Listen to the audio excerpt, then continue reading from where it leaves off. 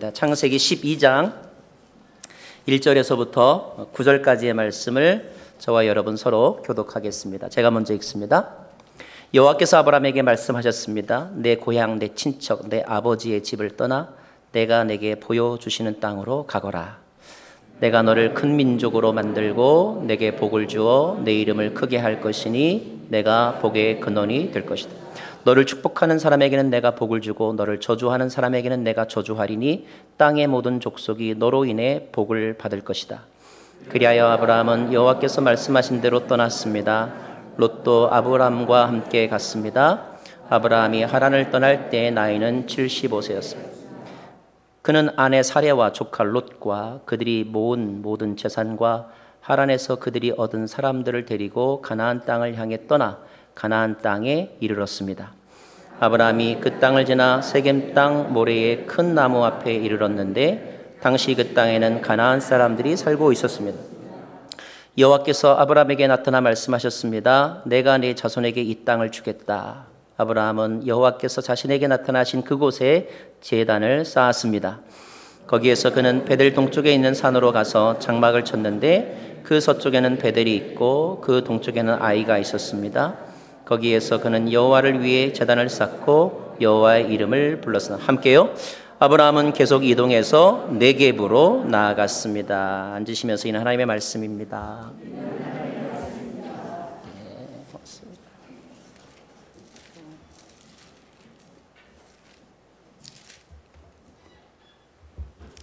앉고 일어서는 것이 힘들 때마다 그런 생각을 하세요.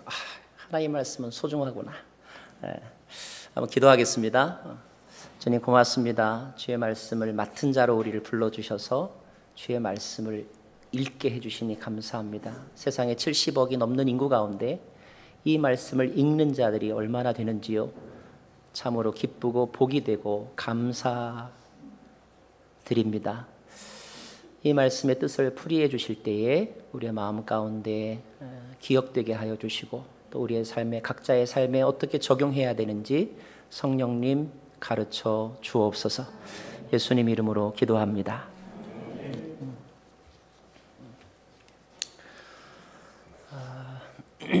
하나님은 우리가 있어야 될 곳에 있기를 원하십니다. 모든 것은 제자리에 있을 때 가장 아름다운 거예요. 여러분이 앉은 자리는 지금 제 자리가 맞습니까? 자, 지금으로부터 약 4천여 년 전에 하나님이 보시기에 하나님의 사람들이 있어야 될 곳은 어디였을까요?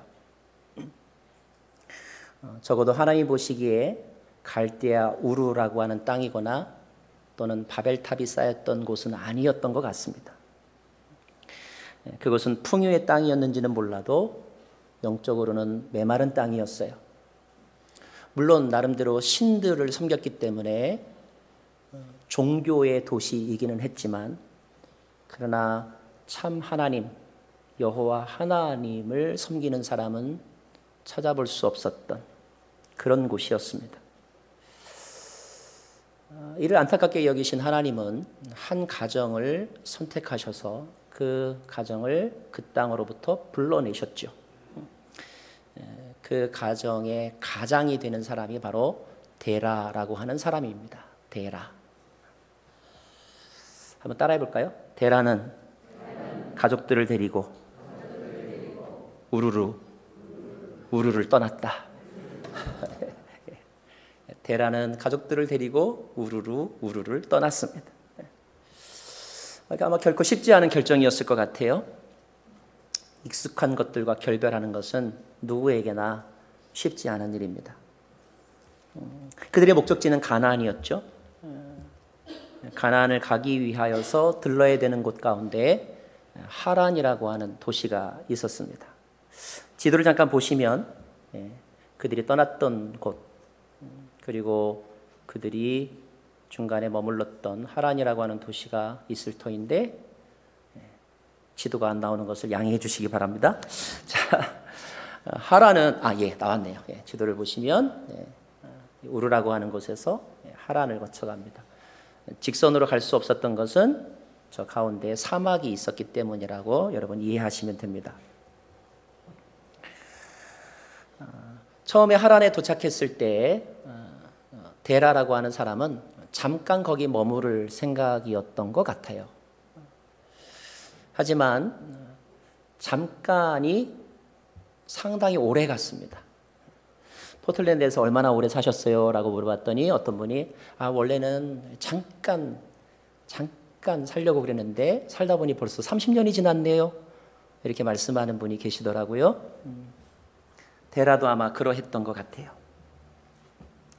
하란이라고 하는 도시에 머물러서 거기에 터를 잡은 데라의 인생을 어떻게 우리가 평가할 수 있을까요?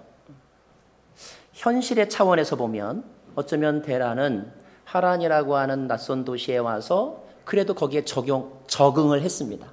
적응을 해서 비즈니스도 한 것 같고 거기서 또 자녀들도 낳았던 것 같아요. 그래서 데라는 하란이라고 하는 곳에 적응하는데 성공했다 이렇게 말할 수 있습니다. 하지만 우리가 목적이라고 하는 관점에서 보면 데라는 중간에 포기한 사람, 다시 말하면 실패한 사람이라고 말할 수 있어요. 왜냐하면 그가 애시당초 가졌던 곳은 하란이 아니라 가나안이었었기 때문에. 그래서 목적의 관점에서 보면 데라는 실패한 사람이라고 말할 수가 있습니다. 그러니까 관점이 참 중요한 거예요. 그죠? 대부분의 사람들이 아주 멋지게 출발하지만 그러나 적지 않은 사람들이 중간에서 멈추고 또 다른 길로 가거나 아니면 현실에 안주하는 경우들이 많습니다. 여러분 바다거북이의 이야기를 아세요?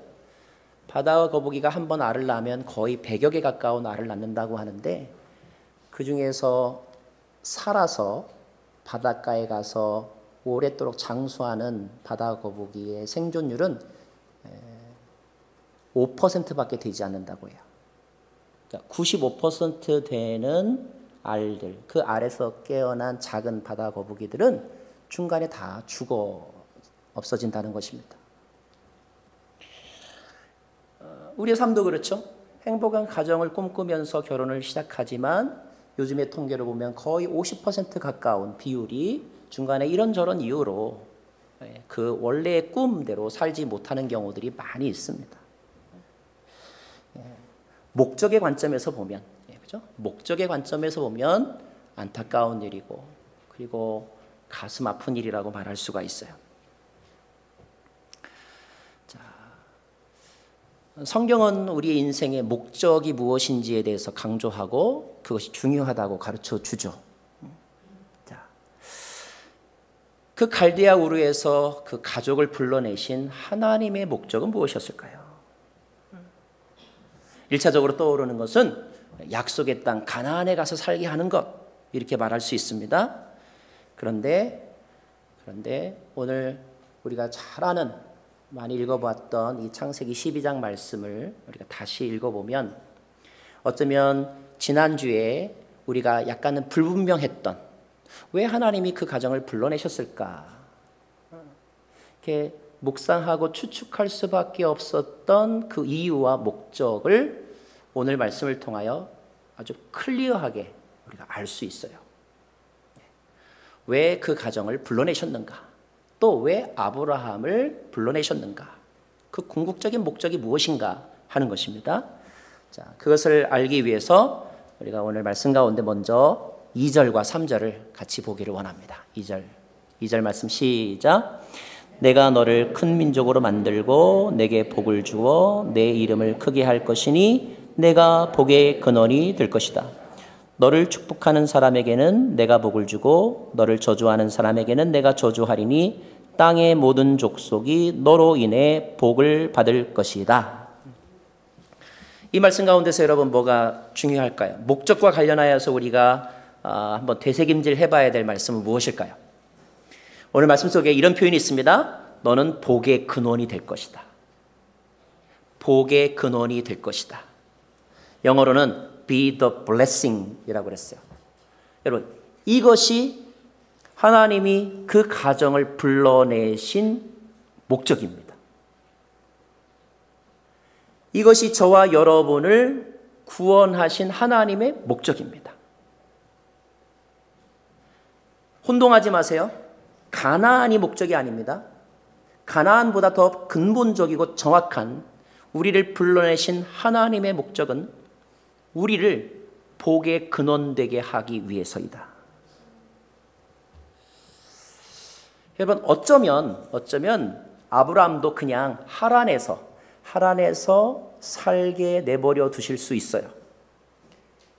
경제적으로 보면 아브라함과 그의 아버지 데라는 낯선 도시 하란에 가서 나름대로 열심히 노력해서 잘 정착을 했거든요. 재산도 늘었습니다. 갈대아 우르를 떠났다는 것만으로도 칭찬받을 만하거든요. 자, 그럼에도 불구하고 하나님은 다시 아브라함을 그곳에서 불러내셨습니다. 도대체 하나님에게는 무엇이 부족해서 아브라함에게 무엇을 더 원하셔서 불러내셨을까 하는 거예요. 이 주신 말씀과 관련해서 보면 하나님의 관점에서 보면 하란 땅에서의 아브라함의 삶은 잘 사는 삶이었는지는 모르지만 복이 되는 삶은 아니었다는 거예요. 경제적인 풍요와 아니면 그 시대가 말하는 복을 누렸는지는 모르지만 복을 만들고 복을 나누어주는 삶을 산 것은 아니었다는 것입니다. 하나님은 저와 여러분이 복을 받는 사람이 되는 것을 원하시는 것이 아니라 복이 되는 사람을 원하십니다. 하나님은 저와 여러분이 복의 근원, 복의 통로가 되기를 원하신다는 거예요. 이 말을 나타내는 우리말에 아주 좋은 표현이 있습니다. 그게 뭔지 아세요? 복덩어리다, 이런 말이 있어요. 어떤 사람이 시집을 왔어요. 모든 시들이 아유 복덩어리가 굴러 들어왔어. 복덩어리가 되는 게 하나님이 저와 여러분을 불러내신 이유다. 오늘 아브라함에게 주신 말씀은 첫 번째 사람 아담에게도 하신 말씀입니다. 창세기 1장에 보면 아담과 하와를 지으시고 그들에게 복을 주시며 이르시되 생육하고 번성하고 땅에 충만하고 땅을 다스리라 라고 말씀하셨어요. 아담과 하와가 복이 되어서 그 복으로 다스리고 번성하게 하고 충만하게 하고 윤택하게 하라는 것입니다.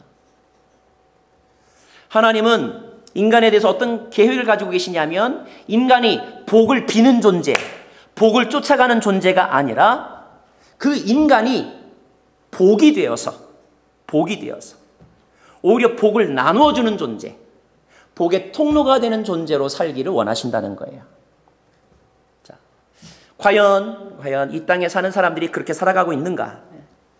그렇지 않은 경우가 더 많잖아요. 대부분은 우리는 뭐예요? 복을 빕니다. 복을 따라다니면서 살죠. 그래서 어디가 좋다라고 말하면 우르르 몰려갑니다. 투자 가치가 있다면 우르르 몰려갑니다. 왜요? 복 받으려고. 기왕이면 부자 친구를 만나고 싶어 합니다. 왜요? 그를 만나면 뭔가 생길 것이 있을 것 같아서. 유명한 사람 만나려고 합니다. 왜요? 그를 만나면 나도 좀 덕 볼 것 같아서.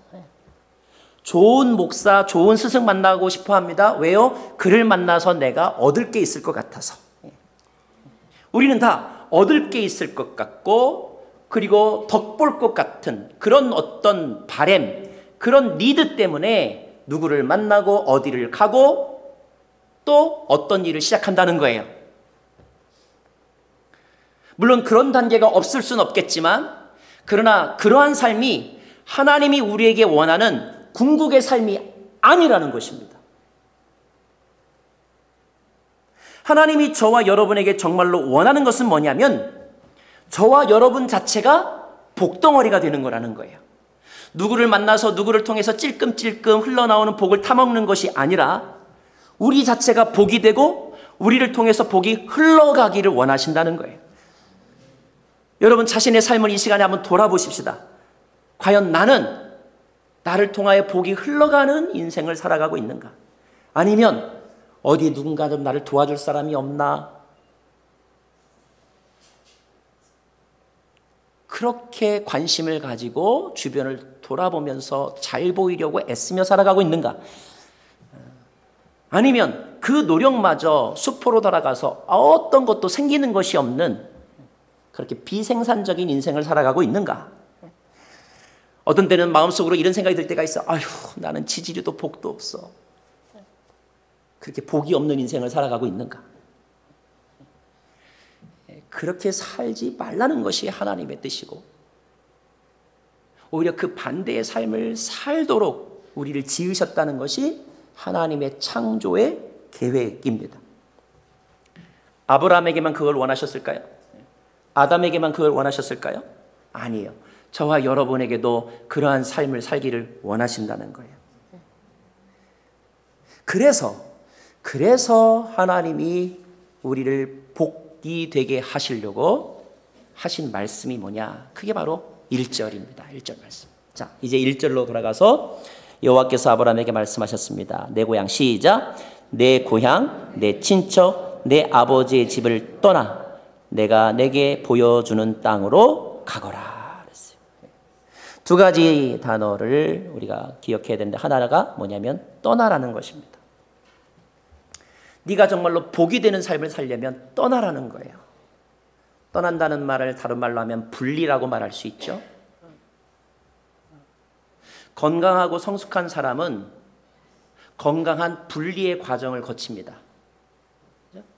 어머니의 자궁 속에 있던 아이가 제때에 건강하게 분리되면 비로소 출생이라고 하는 사건이 이루어지죠. 젖병과 분리를 해야 밥과 고기를 먹을 수 있는 아이가 됩니다. 어머니의 무릎에서 아이가 제때에 잘 분리를 이루어야 유치원과 학교를 다닐 수 있는 거예요. 결혼한 자녀라면 부모에게서 정서적으로 경제적으로 건강하게 분리되어야 건강한 신혼생활을 할 수 있습니다.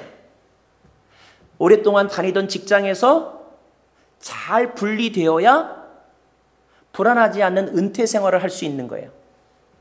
이 세상과 잘 분리되어야 저 세상에서의 영원한 삶을 누릴 수 있는 것입니다. 익숙한 것들과 건강하게 분리되어야 성숙한 삶으로 나아갈 수 있는 것입니다.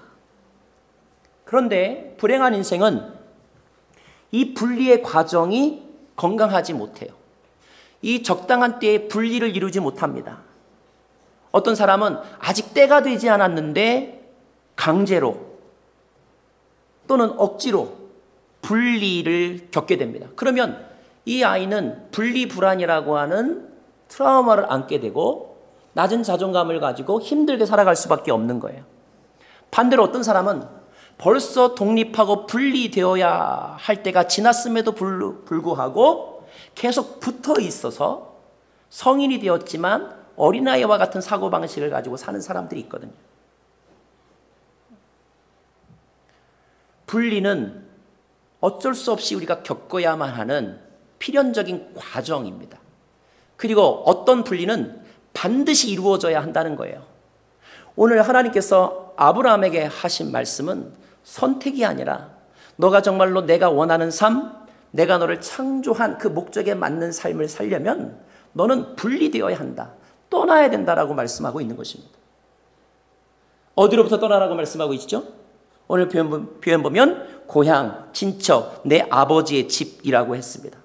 조금 더 문장을 우리가 만들어 간다면 갈대아 우르를 떠나라고 말씀하신 것이고, 그가 지금 살고 있는 우르 하란이라고 하는 지명을 떠나라고 말씀하시는 거예요.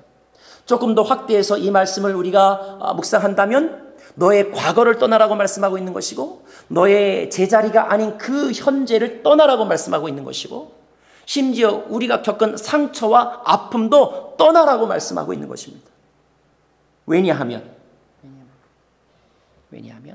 그것에 의존하는 삶, 그 안전지대에 머무르는 삶은 결코 너를 복이 되게 하는 인생으로 만들어줄 수 없기 때문에, 그래서 착각을 버리라는 것이고 익숙함을 버리라는 것입니다.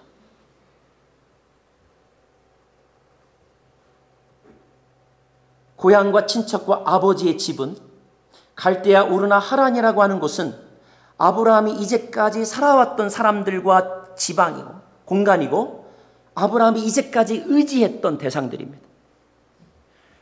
어쩌면 아브라함은 그들과 함께 살면서 생존해왔고 그들을 통하여 필요를 채웠고 그들에게서 그가 원했던 어떤 복을 얻어먹으면서 살아왔었을 거예요. 그러나 하나님은 이렇게 말씀하신 것입니다. 그것은 진정한 너의 복이 아니며 더 나아가서 너는 그 복을 얻어먹는 사의 삶을 살 것이 아니라 너가 복이 되는 삶을 살아야 된다. 이렇게 말씀하고 있는 것입니다. 또 하나 1절에서 우리가 기억해야 될 말씀이 그 다음에 이런 표현이 있습니다. 내가 너에게 보여주는 땅으로 가라 그랬어요. 우리 개역성경에는 내가 지시할 땅으로 가라 이렇게 되어 있습니다. 자, 그 표현에서 중요한 단어가 무엇일까요? 사람들이 1차적으로 땅을 생각합니다. 땅. 그래서 가나안, 약속의 땅. 그러나 여러분, 정확하게 말하면 그 표현 속에서는 가나안이라고 하는 지명은 나와 있지 않아요. 내가 너에게 지시할 땅, 앞으로 이야기해 줄 땅. 자, 그렇다면 그 표현에서 중요한 것은 땅이 아니라 여러분, 땅이 아니라 뭐냐면 내가 말해 줄 나가 중요합니다. 나. 거기서 나는 누구일까요? 하나님이라는 거예요. 하나님. 고로 이 1절 말씀은 무슨 뜻이냐면 너가 의지하던 모든 것들을 떠나보내고 예수님의 표현으로 바꾼다면 나의 안에 거하여라. 나와 함께 가자 이런 말입니다. 나와 함께 갈 때에 너는 진정한 복이 될 것이다. 3절 말씀에 이르기를 내가 축복하는 사람에게 내가 복을 주겠다. 누가 너를 저주하면 내가 그를 저주하겠다. 너가 나와 함께 하는 삶을 살 때에 비로소 너는 복이 될 것이고 너가 하는 모든 일들은 의미 있게 될 것이며 너를 힘들게 하는 모든 것들로부터 내가 너를 지켜주겠다. 나와 함께 가자. 일어나 나와 함께 가자. 하나님이 그렇게 말씀하고 계신 것입니다. 그리고 이것이 진정으로 우리가 복이 되는 삶이고 하나님이 저와 여러분을 부르신 목적입니다. 사랑하는 여러분, 평생 복을 빌어가면서 사는 인생을 살 것인가? 아니면 복을 나눠주는 인생을 살 것인가? 여러분 누군가에게 부담이 되지 말고 누군가에게 복이 되시길 바랍니다. 한번 같이 해볼까요? 부담이 되지 말고 복이 되자.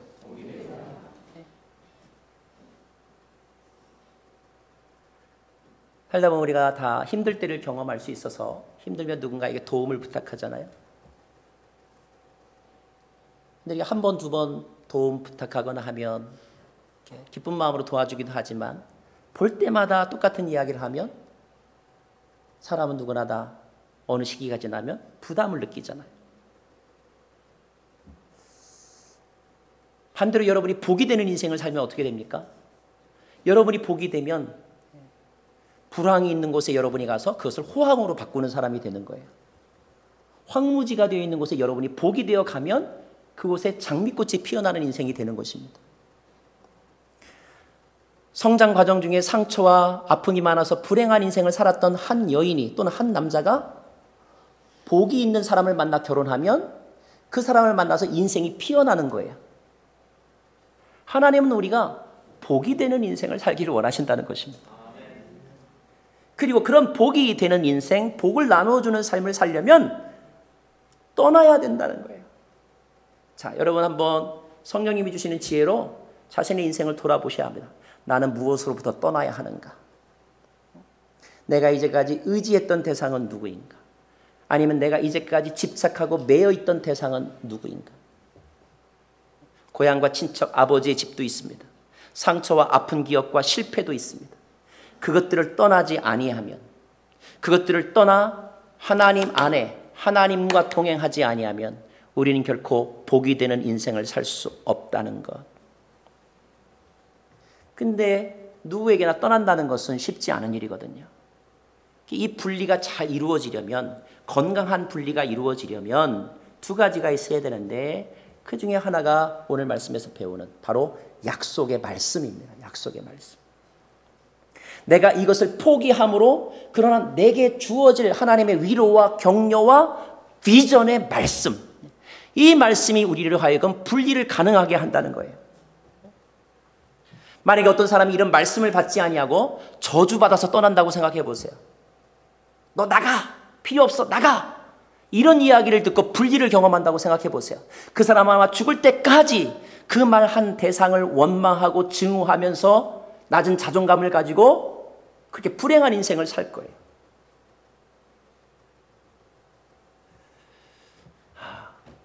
건강한 떠남이라고 하는 것은 하나님의 약속과 격려와 위로와 비전의 말씀을 들을 때 가능하다는 것 배우게 됩니다. 또 하나는 누구나 다 그런 말씀을 들어도 그 말씀에 대한 믿음이 없으면 분리를 경험할 수 없어요. 믿음이 없이 떠나면 오히려 불안해지는 것입니다. 믿음이 없으면 아예 떠나지조차 못하는 거죠. 그래서 말씀과 믿음이 연합하게 될 때 비로소 우리는 떠남을 경험할 수 있는 것입니다. 자, 우리가 아브라함에게서 배울 수 있는 것이 무엇입니까? 자, 5절과 6절 말씀을 볼까요? 5절과 6절. 시작. 그리하여 아브라함은 여호와께서 말씀하신 대로 떠났습니다. 4절 죄송합니다. 4절 시작. 그리하여 아브라함은 여호와께서 말씀하신 대로 떠났습니다. 롯도 아브라함과 함께 갔습니다. 라고 되어 있어요. 여기서 롯도 복권이라는 단어가 나왔습니다. 롯도 아브라함과 함께 갔습니다. 되게 이런 얘기하면 다른 메시지는 기억 안 나고 이 말만 평생 기억하는 분들이 계셔요.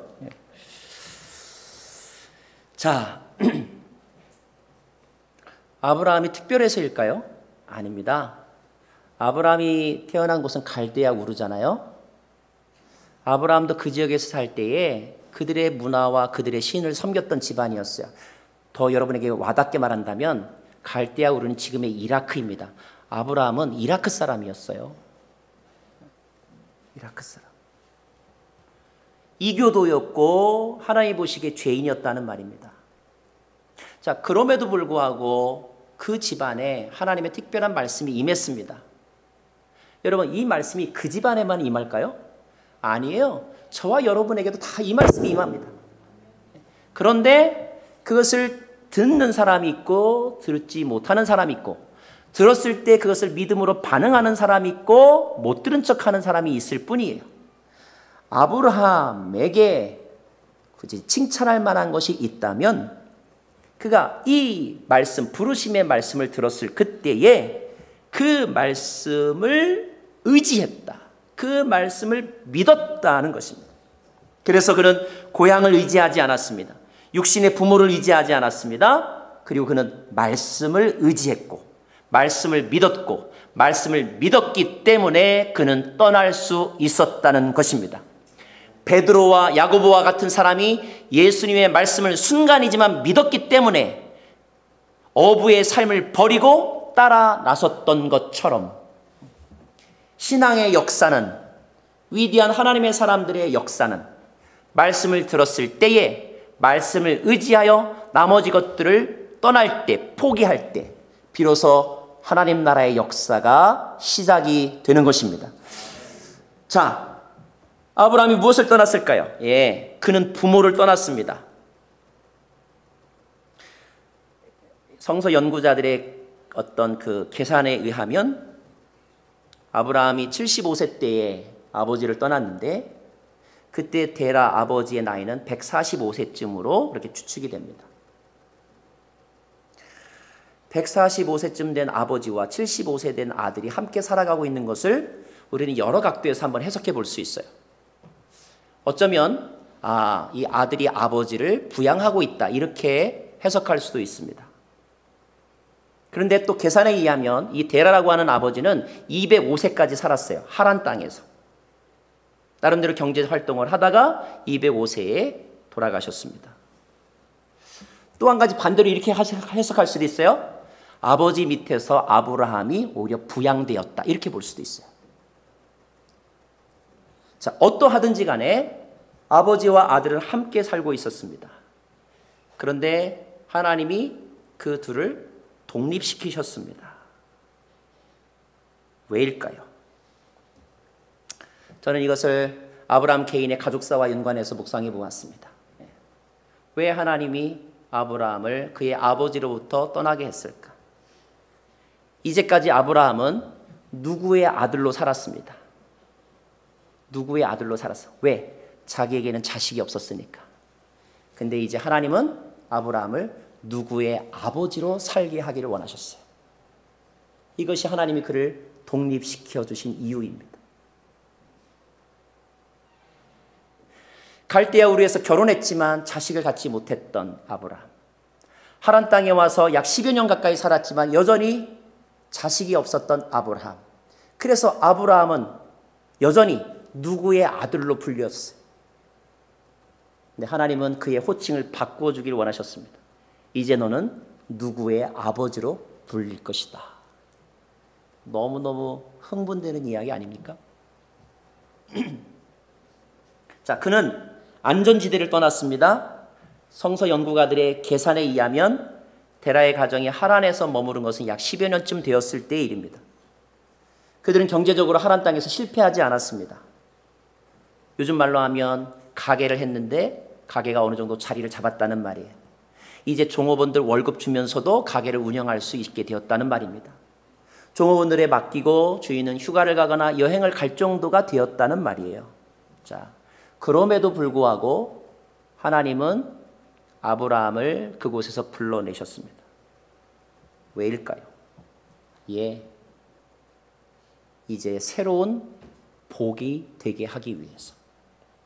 어쩌면 하란 땅에서는 적응하느라고 사느라 바빴고 이제 겨우 정착하여서 그들과 더불어 사는데 이제 바쁜 삶을 살았다면, 더 다른 말로 하면 이제 너와 너의 가족을 위한 삶을 사느라고 하란 땅에 머물렀다면 이제 너는 그 땅을 벗어나서 너를 위한 인생이 아니라 위로는 하나님을 위한 인생을 살고 옆으로는 너와 만나는 사람들을 위하는 삶을 살아라.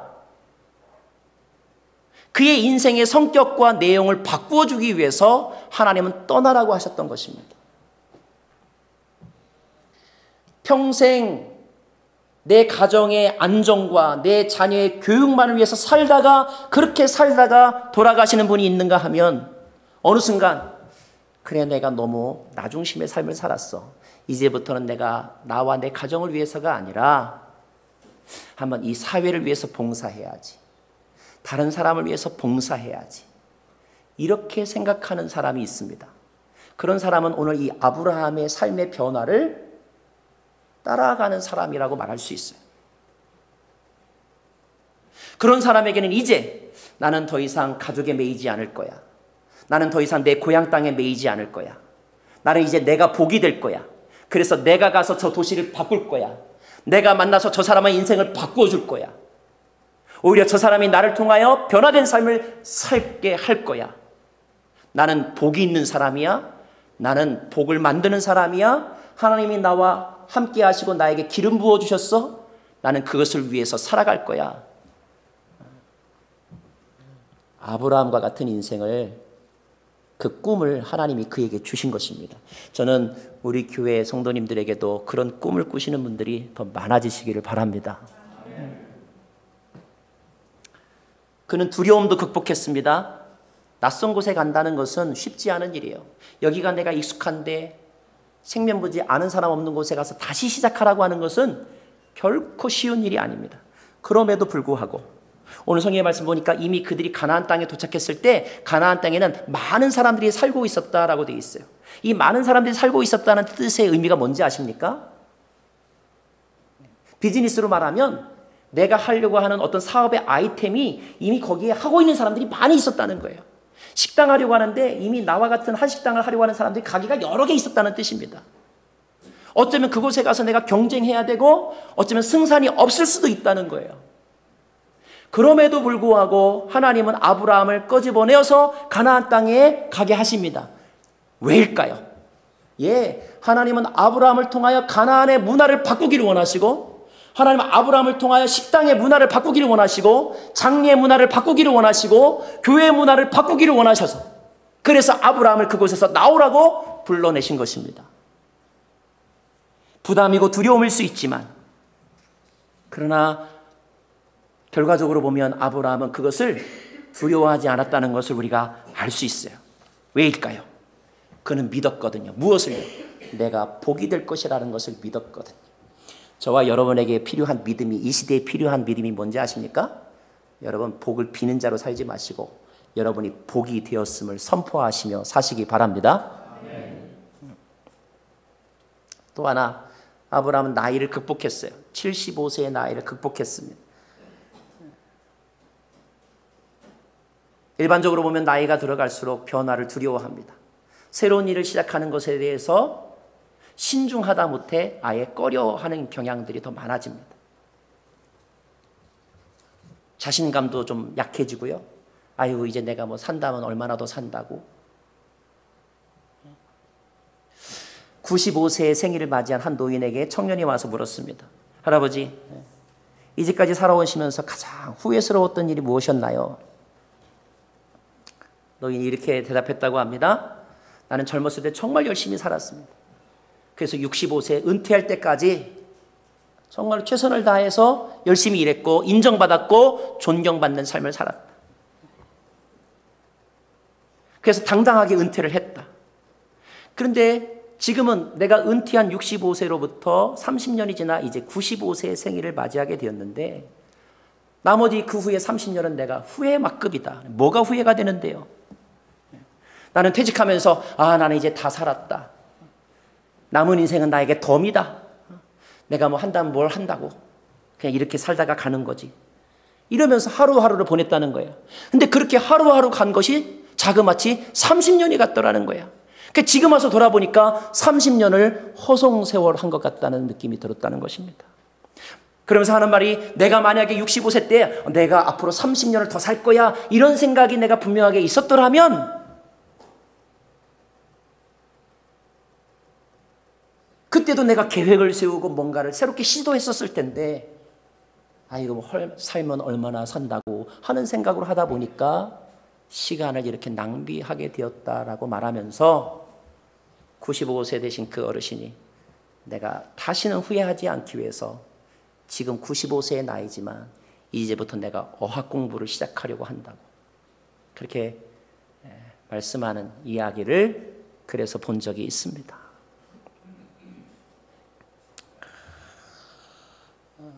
여러분 슈렉이라고 하는 애니메이션 만화영화 아세요? 이 만화영화의 원작자는 윌리엄 스타이그라고 하는 사람인데 그 사람이 동화 작가의 글을 시작하게 된 것은 61세였습니다. 그리고 슈렉이라고 하는 작품은 그의 나이 84세 때 쓴 작품입니다. 우리 허연 수염, 허연 양복 입으신 우리 KFC 창업자라고 알려진 우리 커널 샌더스라고 하는 할아버지 68세의 나이에 KFC를 창업했습니다. 인천 상륙작전을 벌였던 더글라스 맥아더 선글라스를 끼고 담배 피우는 모습이 너무나 멋있어 보이는데 제가 깜짝 놀랐어요. 인천 상륙작전에 투입되었을 때 더글라스 맥아더의 나이가 70세였습니다. 70세. 우리 한국 사람들은 잘 모르지만 미국 사람들에게 이른바 국민화가라고 불리우는 한 여인이 있어요.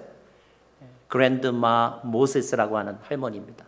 모세스 할머니라고 불리워지는데 이분은 70 먹은 나이 때까지 그냥 평범한 주부로 살았어요. 10명의 자녀 중에 5명은 일찍 죽었습니다. 남편을 여의면서 삭바느질 하면서 평생을 살았어요. 그런데 이 할머니가 70세가 넘어서 72세가 되는 나이 때부터 그림을 시작했습니다. 101세의 나이로 죽을 때까지 1500여 점의 작품을 남겼고 그의 어떤 작품은 1200만 불 넘게 호가되어 판매되었고 그는 미국 사람들에게 국민화가라고 일컬음받는 그런 유명 인사가 되었다고 해요. 아브라함은 75세 때에 부름받아서 새로운 인생을 향하여 도전을 시작했습니다. 모세는 80세의 나이에 국가를 위한 부름, 민족을 위한 부름을 받고 새로운 인생을 시작했습니다. 우리가 한 가지 깨닫는 것이 있습니다. 하나님의 일을 함에 있어서 인간의 물리적인 나이, 우리 인간의 시간을 우리가 크로노스라고 말하죠. 이 크로노스의 시간은 중요하지 않구나. 하나님의 시간을 우리가 카이로스라고 말하죠. 하나님의 시간 개념으로 사는 것이 중요하구나. 가장 늦었다고 생각한 때가 가장 빠른 때라고 하는 격언이 있습니다. 사랑하는 여러분, 이제 내가 뭘 하겠어? 그런 생각은 하나님의 사람에게는 건강한 생각이 아닌 것 같아요. 할 수 있거든이 무슨 말이냐? 내게 능력 주시는 자 안에서, 물론 이 조건들이 중요합니다. 내게 능력 주시는 자 안에서 내가 무엇이든지 할 수 있다라고 하는 믿음, 도전감, 적극적인 사고방식이 하나님의 역사, 하나님 나라의 역사를 이어가는 하나님의 사고방식이라는 것을 우리가 깨닫게 됩니다. 벌써부터 나는 랜딩해야지, 소프트 랜딩을 구상하지 마시고 하나님이 멈추라고 하시기 전까지는 주어진 하루하루 더 열심히 사시고 배우시고 도전하시고 그리고 모험을 해보시는 저와 여러분 되기를 간절히 바랍니다. 저는 우리 교회 우리 어르신들 가운데 60세 넘으신 분들 가운데서 열심히 지금부터 배워가지고 자막 봉사하는 분이 있었으면 좋겠고요. 키보드 반주하는 분이 나왔으면 좋겠고요. 결코 늦지 않았습니다.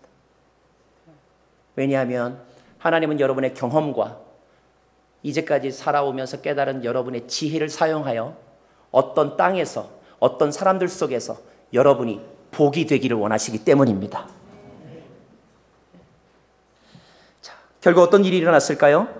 우리 6절 말씀, 7절 말씀, 6절부터 읽겠습니다. 시작.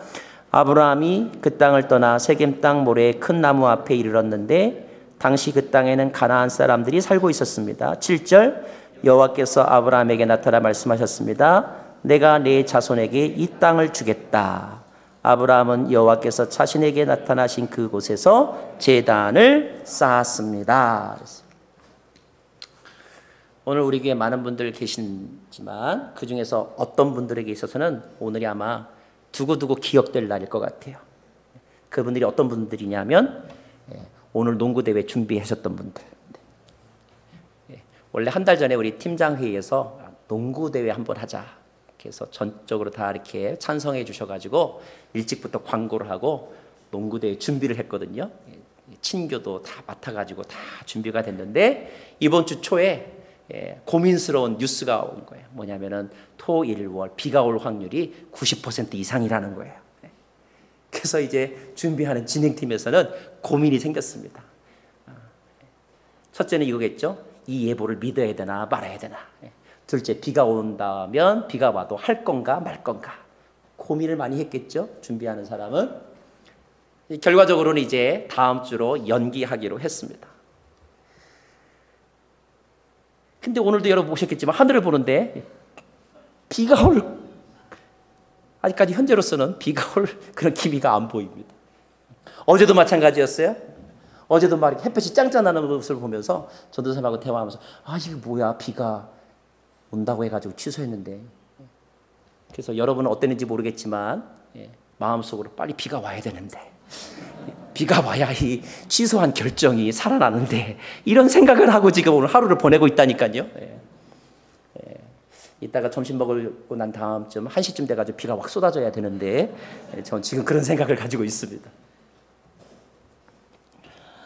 자, 여러분, 우리가 인생을 살아가면서 가장 흥분되고 기쁜 순간은 뭐냐면 나의 선택이 옳다는 확신을 얻게 될 때, 그때만큼 기쁜 적은 없을 것 같아요. 그죠?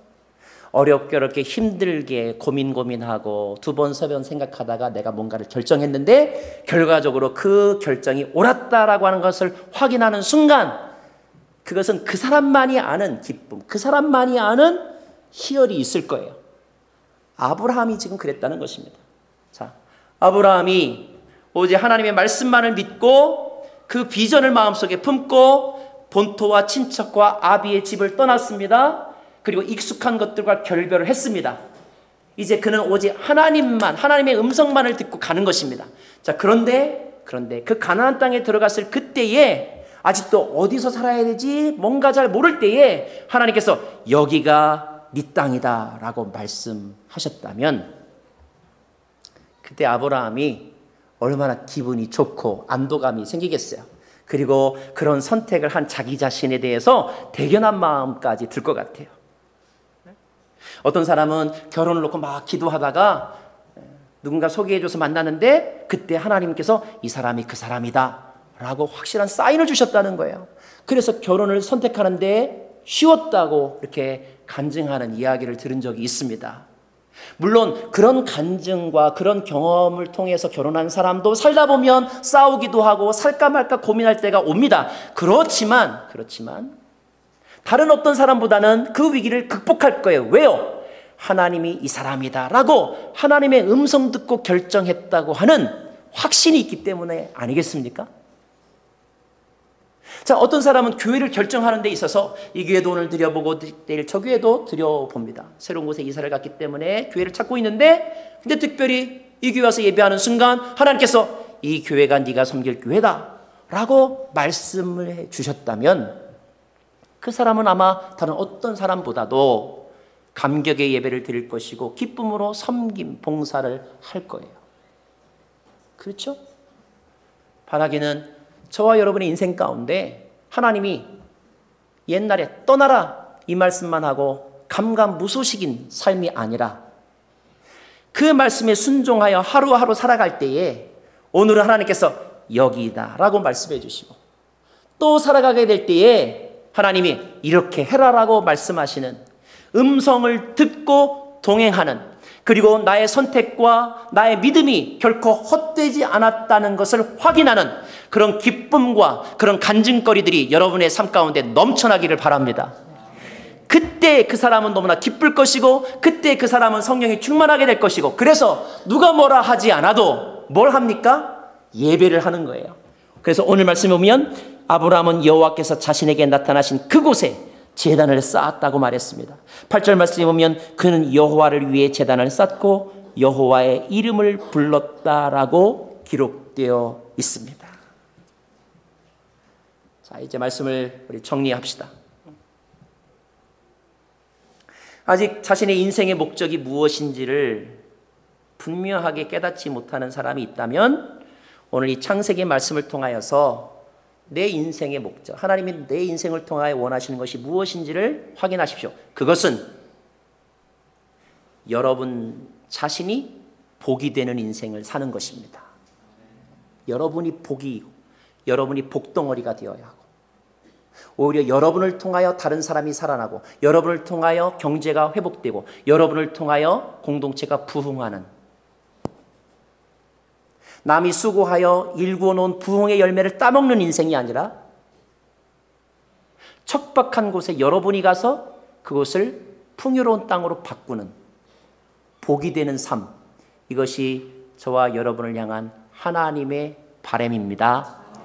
둘째, 아직 떠나야 할 곳에서 떠나지 못한 사람, 이것은 떠났지만 이것은 여전히 내가 의지하고 내가 집착하고 매여 있는 사람, 그런 사람들은 오늘 말씀을 통하여 떠나라고 하는 하나님의 명령과 그리고 그 명령과 더불어 주신 약속과 비전에 사로잡혀서 과거에 돌아보지 말고 말씀 붙잡고 떠나시기를 바랍니다.